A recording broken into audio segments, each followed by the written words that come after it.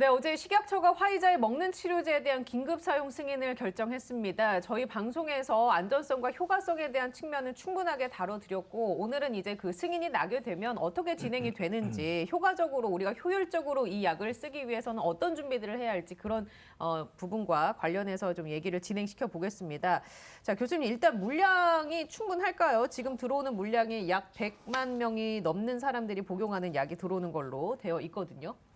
이제 당국에서 100만 명 이상 분을 신속히 이제 계약을 하겠다 그랬잖아요. 그런데 이제 실제로 얼마나 들어올지를 잘 모릅니다. 그 다음에 들어오는 일정도 일단은 잘 모르는 거죠. 그러는데 어제 이제 식약처장이 직접 브리핑을 했는데 상당히 의미 있는 브리핑이 되었다고 저는 생각을 합니다. 우선 하나는 어제 우리 방송에서 어제 브리핑이 있기 전에 우리 아침 방송을 했지 않습니까? 그런데 제가 어제 머커 치료제와 관련해서 머커 치료제가 도입이 되는 것에 극력 반대하면서 제가 상당히 당국에 대해서 쓴소리도 하고 심지어는 할 말을 제가 이 방송을 통해서 다 했지 않습니까? 도입이 돼서는 안 된다. 그랬는데 이제 오후에 브리핑을 했던 것을 이제 잠시 말씀을 드리면 우선 하나는 화이자와 머커가 자료 제출을 했는데 심지어 화이자가 늦게 제출을 했습니다만은 어제 전격 자료 제출 5일 만에 바로 긴급 승인이 났습니다. 네. 대신 우리 방송에서 우려했던 대로 머크는 일단 어제 긴급 승인이 나지 않았습니다. 식약처에 따르면은 살펴봐야 될 게 좀 더 많다. 그래서 승인을 낼지 안 낼지가 아니라 살펴볼 게 있어서 승인 자체에 대한 것을 일단 유보하고 더 살펴보겠다. 이렇게 얘기를 했습니다. 그러니까 어제 우리 방송에서 지적한 것처럼 화이자는 승인이 났고 그다음에 머크는 승인이 보류가 될지 승인이 취소가 될지 상관없이 일단 미뤄졌다 이렇게 볼 수 있겠습니다. 결정 자체가 이렇게 미뤄졌다고 볼 수 있겠습니다. 그다음에 당국이 뭐라고 얘기했냐면은 100만 명 이상 분을 신속히 계약하고 구매해서 최대한 많은 물량 확보하고 가능하면 빨리 복용할 수 있도록 하겠다 이렇게 얘기를 했습니다.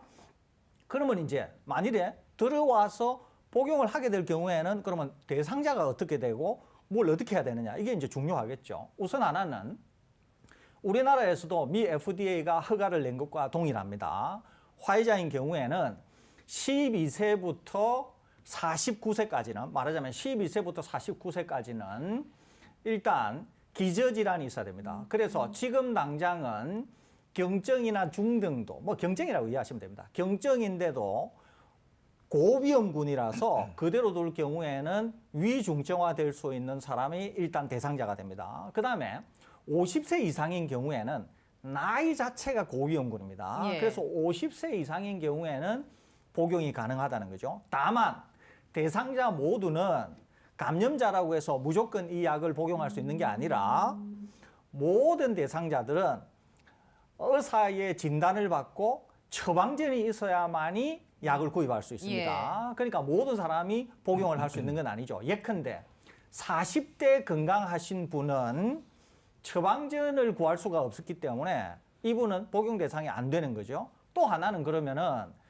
약값이 얼마나 되냐는 거죠. 약값은 530불 정도 되니까 환율 계산한다고 하면은 거의 뭐 60만 원을 좀 넘겠죠. 그런데 이것은 전액 국고에서 지불이 되니까 감염자가 내야 될 돈은 하나도 없는 겁니다. 또 하나는 만일의 우려와 관련해서 백신처럼 만일의 우려 그러니까 복용을 했는데 이상 반응이라든지 이상 증상이라든지 약은 또 그런 게 있을 수 있잖아요. 가능성은 아주 낮습니다만은 안전하기 때문에 그럼에도 불구하고 정부가 지금 백신처럼 어떤 홈페이지를 개설해서 이상 반응을 보고할 수 있도록 하고 거기에 대한 모니터링을 하겠다라고 하는 등 그런 데 대한 브리핑을 했습니다. 일단 우리 방송에서 지적한 것처럼 당국이 지금까지 한 행보로 봤을 때는 최상의 결정을 내렸다라고 평가할 수 있을 것 같습니다. 다만 얼마나 많은 물량을 얼마나 빨리 도입할 수 있는지 이것들은 우리가 한번 더 지켜볼 필요가 있지 않나 하는 생각은 듭니다. 그리고 이제 한 가지 또 그 지금 이 시점에서 좀 고민을 해야 될 게 우선순위입니다. 우선순위. 이제 제가 지난번에도 방송에서 잠깐 말씀을 드렸는데 어차피 계약 물량 대비 실제로 들여오는 물량은 제한적일 수밖에 없을 것 같습니다. 그러면 이걸 어떻게 하면 가장 효율적으로 사용할 것인가를 좀 방역 당국이 미리 고민을 해야 될 것으로 보이는데요. 예를 들어서 60대 이상 혹은 70대 이상의 고위험군이나 기저질환을 가지신 네. 분들 중에서 백신을 접종하지 않으신 분들이 지금 현재 가장 위험하신 분들이거든요. 그러면은 만약에 70대 이상의 고령자 중에서 백신을 접종하지 않으신 분들 중에서 확진 환자가 생기면 저는 그런 분들에게 우선적으로 이 화이자 치료제가 투약이 되어야 되지 않나 하는 싶은 생각이 듭니다. 그럴 때 제한된 물량을 가지고 우리 방역 상황에 가장 효과적으로 이용이 될 수 있는 가능성이 열릴 것으로 생각이 됩니다. 예. 궁금증이 한 두 가지 정도가 생기는데요. 일단 생활치료센터라든지 뭐 병원에서 치료받는 분들은 손쉽게 그 약을 처방받아서 복용을 할 수 있을 것이고, 근데 요새는 이제 재택에서 격리하시는 분들도 많이 있잖아요. 이런 분들은 어떤 식으로 이 약을 받을 수가 있는지 약간 이 부분도 좀 생각을 해봐야 될 것 같거든요. 당국이 일단 얘기하고 예. 있지는 않습니다. 그러니까 재택에서 계신 분, 재택에서 치료를 받는 분도 일단 감염은 확인됐잖아요. 예. 그죠? 감염이 확인되었는데 계시는 곳이 생활치료센터나 병원이 아니라 그냥 집이라는 거 아니에요. 네. 그죠? 그럴 경우에는 감염이 확인되었으니까 아까 말씀드린 대로 투약 대상이 된다고 하면은 아마 보건소에서 관리를 할 것 같습니다. 예, 그래서 그리고 큰 문제는 안 되는 게 예. 이제 지금도 재택 치료를 하시면은 재택 치료를 담당하는 보건소나 병원들이 있고요. 지금 재택 치료 지침 안에서도 재택 치료 기간 중에서 필요한 약들 같은 경우에는 네. 일종의 딜리버리 서비스를 해주는 곳으로 지금 되어 있거든요. 그렇기 때문에 이 팍스로비드가 실제로 투약이 된다 그러면은 그런 식으로 딜리버리가 되지 않을까 생각이 되고요. 네. 지금 그것과 관련해서는 기존의 재택치료 지침 안에 이 팍스로비드 화이자 치료제를 넣는 식으로 될 것이라고 생각합니다. 예, 그렇게 시스템을 좀 구비할 필요는 있을 것이고, 그 물량이라는 게 이제 100만 회분이 넘게 지금 계약이 추진이 되고 있는 상황인데, 이 약이 만드는 게 어렵습니까? 한꺼번에 좀 많은 양을 우리가 들어올 수는 없을까? 들여올 수는? 이게 이제 약이 네. 약의 공정이 어떻게 되나 이런 거를 아직은 제가 잘 모르겠는데요. 기본적으로 약이 대량 생산 체제로 일단 들어가게 되면 약을 만드는 건 굉장히 쉽습니다. 예. 그러는데 지금은 이제 소위 말해서 생산에 있어서의 최적화 단계 이런 것들이 아직 잘 안 돼 있는 것 같고, 또 대량 생산을 아직까지 해보지를 않아서 다소 이제 아마 시간이 걸리는 것으로 보입니다. 왜냐면 또 다른 나라들도 원한 나라들이 많을 그렇습니다. 것이니까. 그러니까 예. 백신하고 똑같다고 생각하시면 돼요. 그러니까 백신도 처음에는 필요로 하는 사람이 많은데 제조가 좀 어려웠지 예. 않습니까? 그런데 이제 어느 시점을 지나니까 제조가 굉장히 원활해졌지 않습니까? 그러니까 지금 팍스로비드, 즉 화이자에 먹는 치료도 그런 단계를 밟을 것 같습니다. 그러니까 제 생각으로는 우리에게 공급되기로 되어 있는 올해 2월 정도를 지나게 되면은 훨씬 빠른 속도로 만들어질 것으로 보입니다. 그렇기 때문에 처음에는 다소 병목 현상이 있겠지만 한두 달만 지나게 되면은 대량 생산이 최적화되면서 그때부터는 상당히 빠른 속도로 많은 물량으로 전 세계에 공급이 되지 않을까 그렇게 전망이 됩니다. 네. 설대호 교수님께서 이 대목도 좀 설명을 해주시면 좋을 것 같은데요. 이 팍스로비드 같은 경우는 그 케미컬 약이기 때문에 사실 복제가 원활하거든요. 그렇기 때문에 이게 시중에 유통이 되면은 분명히 저개발국 같은 가운데 복제약과 관련된 노하우가 있는 인도라든가 방글라데시라든가 이런 곳에서 복제약이 대량으로 생산될 가능성이 있습니다. 머크사에서는 그거를 좀 저개발 국가를 위해서 한시적으로 그걸 완화하지 않았나요? 그거? 그것도 일부 그렇고, 국가들에 예. 대해서. 화이자도 그렇게 했습니다. 네. 화이자도 그렇게 했는데 머크나 화이자 공히 소위 말해서 선진국에는 특허를 허용을 하지 않고 이제 자기네들이 생산을 해서 공급하면서 충분한 이윤을 확보하겠다고 하고, 그 이외에 저개발 국가애들은 특허를 그냥 무상으로 사용할 수 있도록 하면서 굉장히 저렴하게 생산을 할 수 있도록 했거든요. 그러니까 백신 공급이 원활하지 않거나 여러 가지 이유 때문에 인프라가 잘 구축이 안 된 그런 나라들에 대해서 지금의 화이자 먹는 치료제는 상당한 도움을 줄 것 같습니다. 그러는데 이제 선진국, 우리나라를 포함한 선진국들은 화이자가 공정에 있어서의 최적화만 마무리가 되면은 그때 선진국 시장에도 대량으로 공급하는 거는 문제가 없을 것으로 생각이 됩니다. 이제 그러면 지구 전체로 보면 어떻게 되느냐 하면은 저개발 국가와 선진국으로 나누어지고, 선진국은 화이자 척이 대량으로 공급하고 저개발 국가는 굉장히 저렴하게 이 약을 대량 공급받게 되면은 지구 전체적으로 볼 때는 팬데믹의 종식, 뭐 이런 말이 좀 앞서기는 합니다만, 팬데믹의 종식이라고 할 경우에는 내지는 팬데믹의 어떤 상황을 호전시키는 데 있어서 상당한 영향을 미칠 것으로 그렇게 생각이 됩니다. 예. 자, 그러면 기사를 하나 살펴보도록 하겠습니다. 문화일보 기사고요. 제목은 이렇습니다. 화이자 먹는 약 항우울제 등과 복용된 생명 위협이라는 제목의 기사입니다. 기사를 좀 살펴봤는데 팍스로비드를 구성하는 알약 중 하나인 리토나비르는 CYP3A라고 불리는 간 효소를 억제하는 기능이 있는데 반대로 이 효소를 활성화시키는 약물과 체내에서 만나면 환자에게 유독하게 작용할 수 있다라면서 화이자 먹는 약과 관련해서 주의를 기울여야 한다. 자칫 잘못하면 생명을 위협할 가능성이 있다라는 전문가 의견을 실었습니다. 교수님, 이 기사 팩트 체크를 해주시죠. 기사가 잘못 나갔습니다. 이게 기사 두 가지인데요. 하나는 지금 문화일보죠, 이게. 예. 문화일보뿐만 아니라 여러 언론 매체가 이 기사를 다뤘습니다. 그런데 원래 이 기사는 어디에 나온 거냐 하면은 미 NBC에서 보도한 내용입니다. 미 NBC. 이게 미 NBC 보도인데요. 한번 잡아주면 좋겠습니다. 미 NBC에 이게 원래 보도 내용입니다. 이 보도 내용이 되게 깁니다, 이게. 그러는데 이 보도 내용에 보면은 여러 전문가들이 많이 나옵니다. 마치 우리 정치 기사가 언제나 여러 정당들의 견해를 다 실으면서 공정성을 유지하려고 하잖아요. 그런데 이 MBC의 보도도 걱정하고 있는 전문가, 우리 지금 문화일보에서 얘기하고 있는 콜로라도 대학의 약대 교수의 언급 이외에 존스 홉킨스 대학이라든지 다른 여러 대학에 있는 전문가들이 얘기한 것들이 다 균형을 잡혀서 되어 있어요. 그러는데 우리나라 언론은, 문화일보를 포함해서 우리나라 언론은 조금 전에 얘기한 콜로라도 대학의 걱정을 얘기한, 우려를 얘기한 이 사람 내용만 들어가 있습니다. 예. 그래서 제가 한국 언론의 특징이죠. 이 기사의 원문을 제가 이 MBC의 영문 원문을 제가 직접 읽어봤는데요.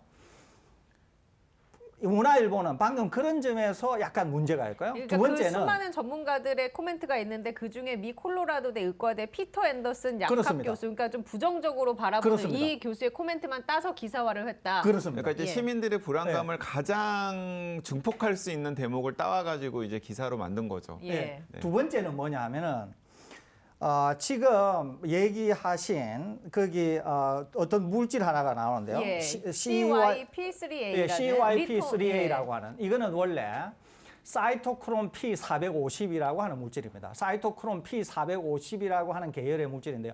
요게 뭘 하느냐면은 CYP3A라고 하는 게 뭘 하느냐 하면은 화학 물질로 되어 있는 약물, 예를 들면은 뭐 아스피린이나 이부프로펜이나 타이레놀이나 이런 것들이 우리 몸 속에 있을 때 간에서 대사, 즉 깨져서 없어지도록 우리 몸 바깥쪽으로 배출하는 데 작동하는 물질입니다, 이게.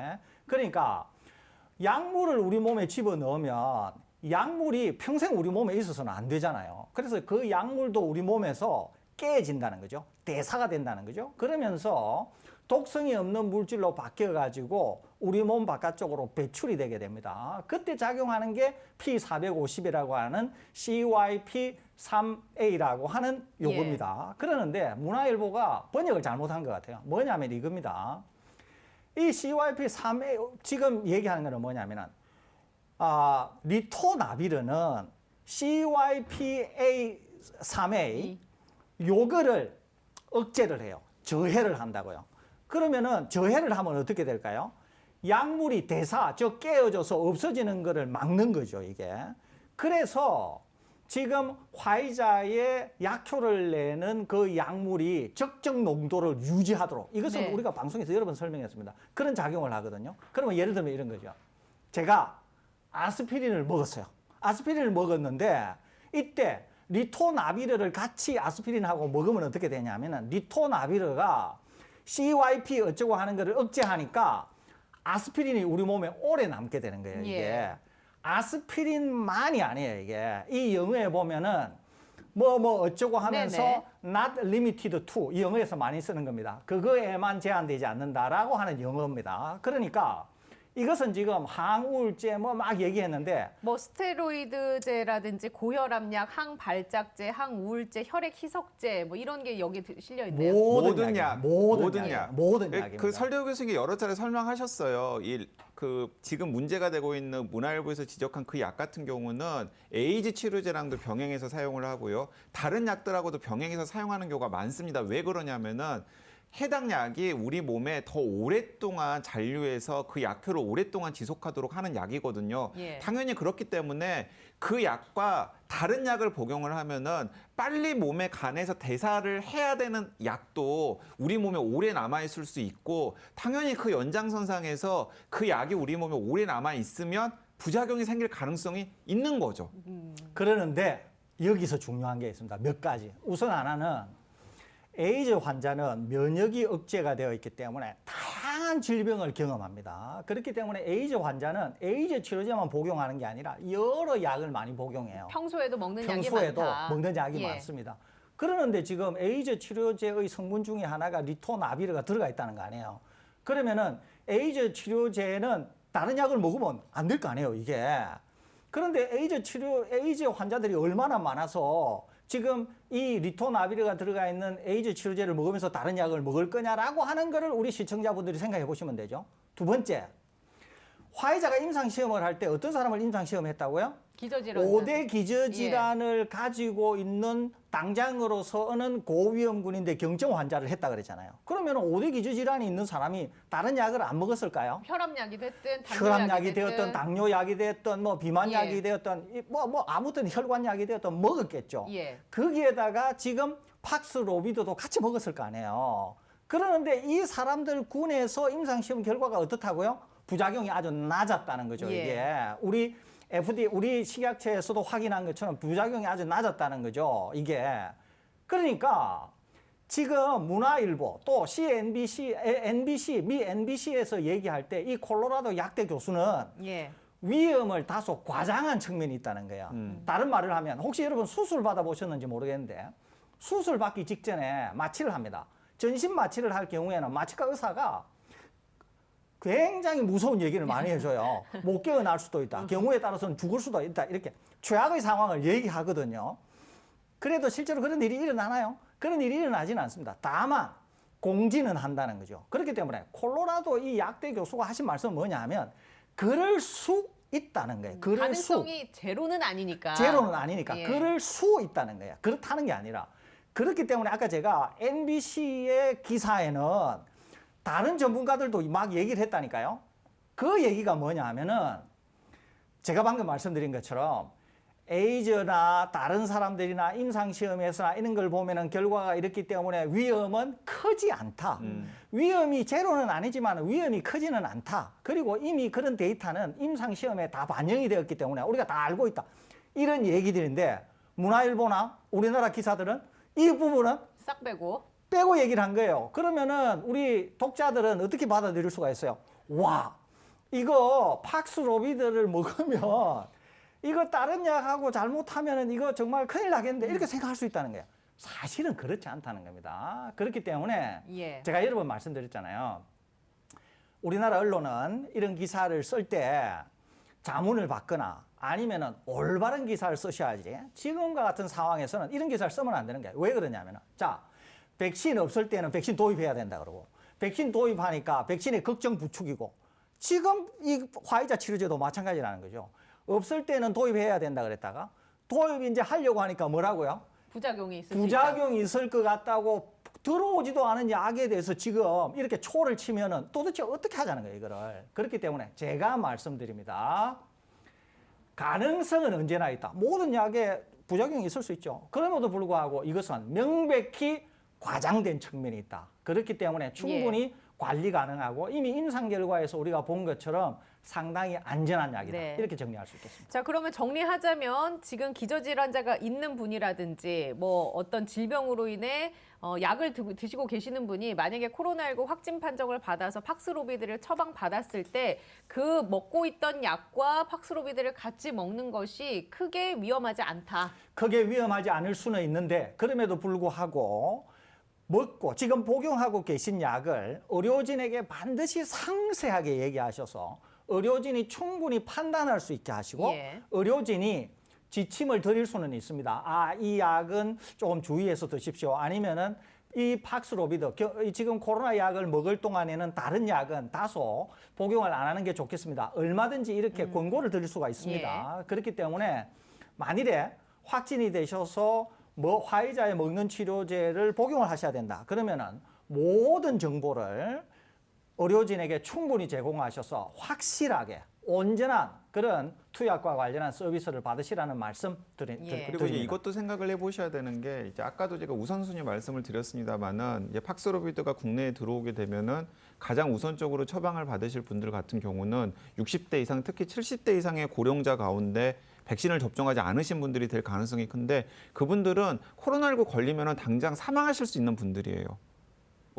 이 중환자실에서 짧으면 한 5일, 길면은 한 열흘, 15일, 20일 정도 있다가 안타깝게도 소중한 분들이랑 헤어질 수 있는 가능성이 굉장히 높은 분들이기 때문에 이런 분들 같은 경우에는 처방을 받으면은 문화일보 같은 기사 같은 거 머릿속에 담아두지 말고 우선적으로 복용을 하셔야죠. 네. 특히 제가 꼭 하나 주의를 드리고 싶은 건 뭐냐면은 혈액의